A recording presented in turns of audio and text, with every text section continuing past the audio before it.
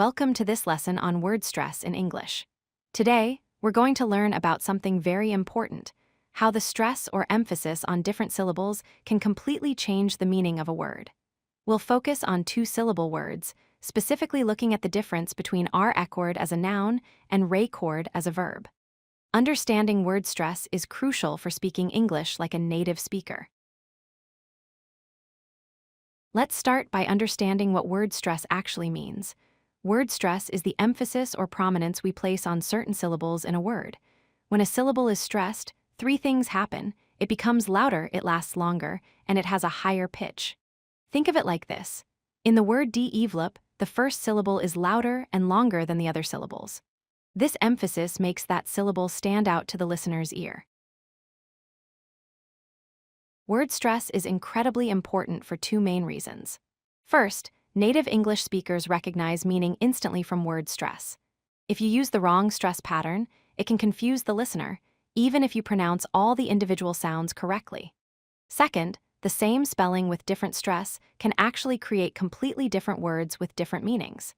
This is especially true for noun and verb pairs, where the stress pattern determines whether the word is a noun or a verb.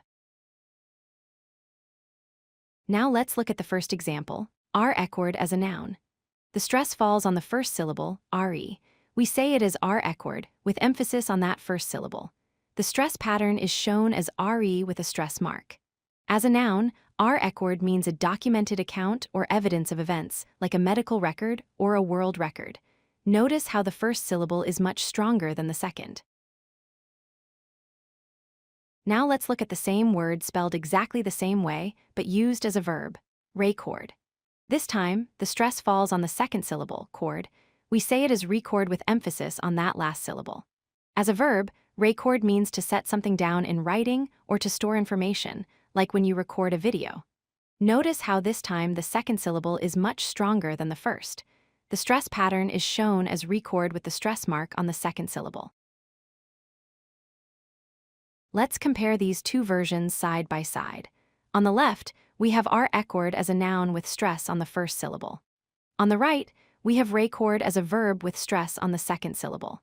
Even though they're spelled identically, the word stress completely changes both the pronunciation and the meaning. This is a perfect example of how important word stress is in English. This pattern of noun stress on the first syllable and verb stress on the second syllable applies to many other words in English. Let's look at two more examples. The word present can be a noun, pronounced as present, meaning a gift or a gift item. But it can also be a verb, pronounced as present, meaning to introduce or show something to an audience.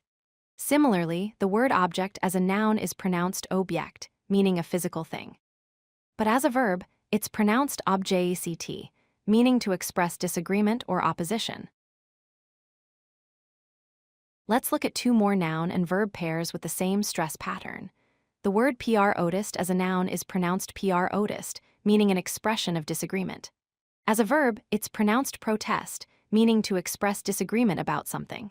Finally, the word conduct as a noun is pronounced conduct, meaning the way someone behaves. As a verb, it's pronounced conduct, meaning to lead an orchestra or to guide someone through something. Now that we know the patterns, let's talk about how to actually hear the difference. When you listen for stress, pay attention to three things. The syllable becomes louder, it becomes longer in duration, and the pitch goes higher. The volume change is usually the easiest to notice first. When you practice, say the word slowly at first and really exaggerate the stress on the correct syllable. Then gradually speed up to normal pace. A great tip is to listen to native speakers pronounce these words and repeat each version about 10 times.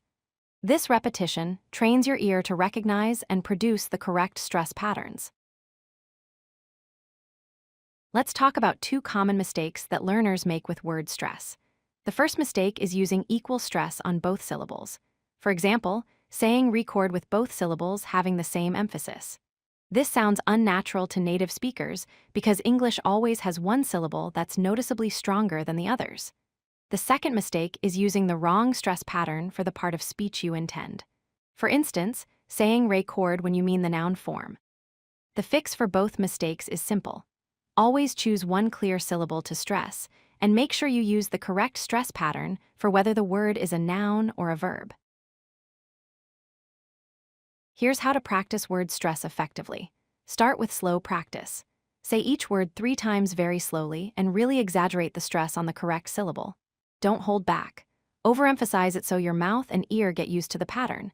Then move to fast practice.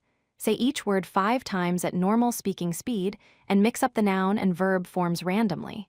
This keeps your brain engaged and helps you switch between the stress patterns smoothly. Consistent practice like this is the key to mastering word stress. Let's summarize what we've learned. First, word stress changes both the meaning and the pronunciation of a word. Second, there's a clear pattern for many English words. Nouns have stress on the first syllable, while verbs have stress on the second syllable. Third, listen carefully for volume, length, and pitch changes to detect stress. And fourth, practice regularly with native speaker audio to train your ear and mouth. Master word stress, and you'll be much closer to sounding like a native English speaker. Keep practicing these words, and you'll develop a natural feel for word stress in English. If you like this video, hit that like button and don't forget to subscribe. Visit codelucky.com for more such useful content.